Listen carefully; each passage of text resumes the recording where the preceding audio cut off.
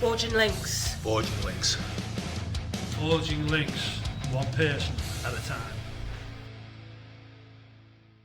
My lovely friends, welcome back to the channel and our morning mastermind. This is what we watched this morning, Paul and I, and you're most welcome to join our calls. They're at 5 a.m. We don't record the conversation because it can get quite personal and you don't want that all over YouTube, but you're most welcome to join us if you're awake at 5 a.m. New Zealand. I'll drop the link to the Zoom in the description box below. And yeah, watch this one. This is a great one. It's about developing a pleasing personality.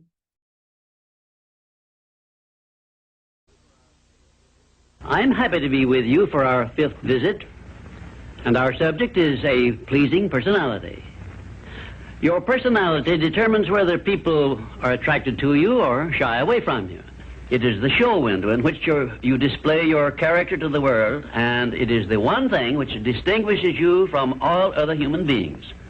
It is your trademark by which people recognize you, and it is the thing which determines your success or failure in selling yourself through life. Therefore, you should see your personality just as others see it, so you may improve it where it needs improvement. Your personality consists of more than 30 different factors, traits, and characteristics. Because of the limit of time I can devote to this visit with you, I can mention only the more important of your traits of personality. But before I begin to describe these traits, I want you to know that every trait which goes into your personality is under your control, and you can improve it so it will be whatever you want it to be.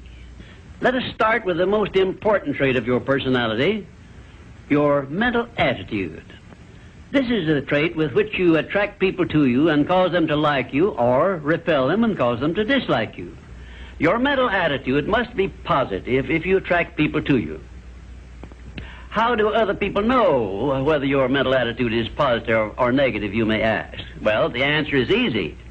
First of all, other people tune in and pick up your mental attitude by telepathy without your saying a word or making a move. But there are other ways they can tell whether your mental attitude is negative or positive.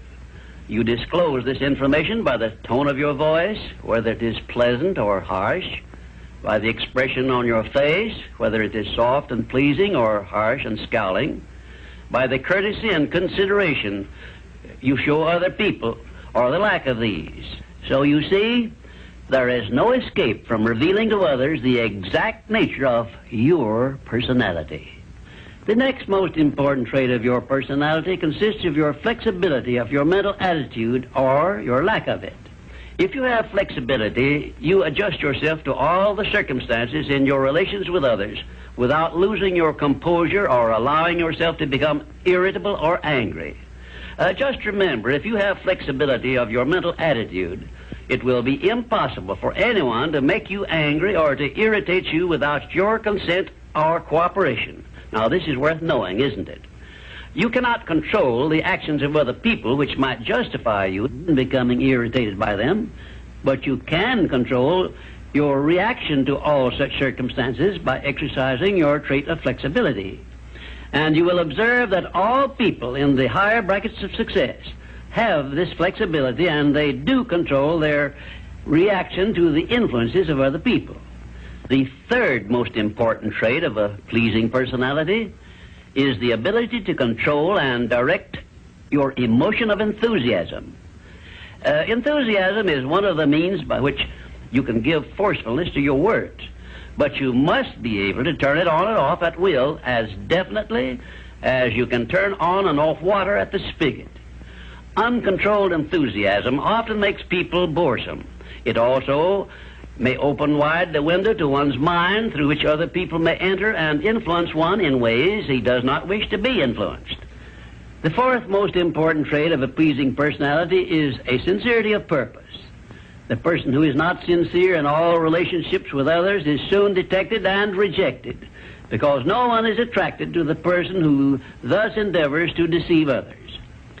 Sincerity is one quality of character which cannot be successfully faked, not even by the most astute rascal or the most efficient actor, because insincerity evermore carries with it some warning sign which other people recognize. You have only to go back into your own experience with insincere people to prove the truth of what I have stated. There are 26 other important traits which give one a pleasing personality, but I do not have time to give them to you in this visit. Now let us turn our attention to some of the common habits which destroy a pleasing personality. Please check yourself as I describe these negative habits, and you may make discoveries about yourself sufficient to enable you to rebuild your entire personality so it will become a master salesman in your behalf. One of the most destructive habits which make one's personality objectionable is that of breaking in and running away with the conversation when others are speaking. And 2, sarcasm, expressed by insinuations and wisecracks which are not so wise, is near the head of the list of habits which give one a negative personality.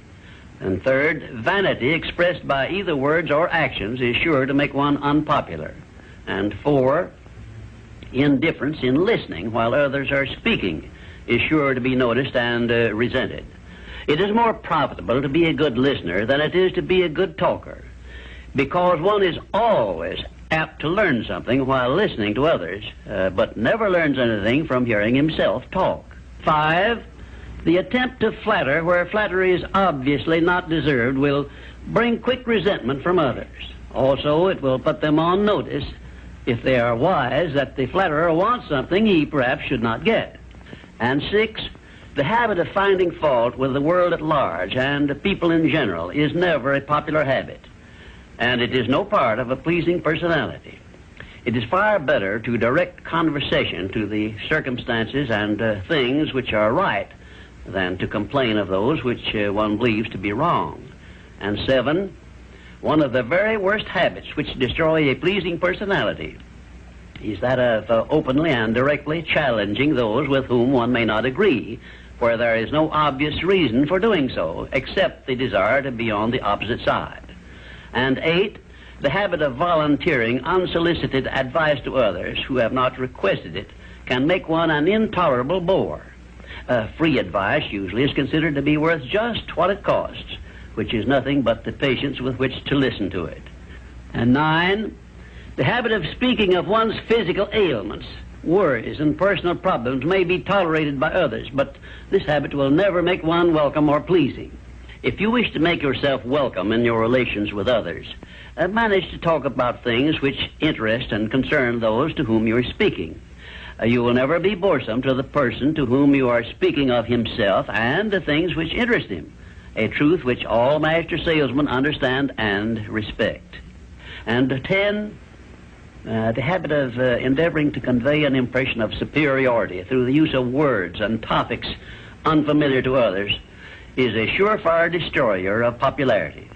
If you wish to sell yourself to others successfully, you must negotiate with them on their own level through terms which they understand. And 11, envy of those who are successful is a trait which destroys a pleasing personality. The truly great men and women have all been known to be generous, sympathetic, and joyous in connection with the good fortunes of others. And 12, slovenliness in body, posture, and in clothing never attracts but always repels others. Clothes make not the man, as has been said, but they surely give him a mighty good start if they are appropriate and properly worn. Carelessness in body carriage and posture is immediately traceable to a negative mental attitude. If you are free from these 12 common habits which make one unpopular, you probably have a very pleasing personality. There are 5 other negative habits which make one unpopular, which I have not had the time to mention. Remember this, please. If you are not liked by other people, you may be sure there is a reason which you can detect and correct. It is unnatural for one person to dislike another without a cause. Before you can make full use of the master key to success, you will need to make your personality pleasing. This will require courage on your part and honesty with yourself. A pleasing personality stands near the head of the list of assets which make one truly rich. I was impressed with this truth many years ago when I heard Andrew Carnegie say that he paid his right-hand mastermind ally, Charles M. Schwab, $75,000 a year for the services he rendered directly. But he often gave Mr. Schwab a bonus at the end of the year of $1 million for the influence he exerted on his associate workers because of his pleasing personality. You see, therefore, Andrew Carnegie, who has been said to have been the greatest judge of men this nation has ever known, placed a value on a pleasing personality of more than 10 times as much as he valued the personal services of his right-hand man. Perhaps this will give you a clue that may help you up the market value of your personality. And now, until we meet again, may I wish you health, wealth, and peace of mind.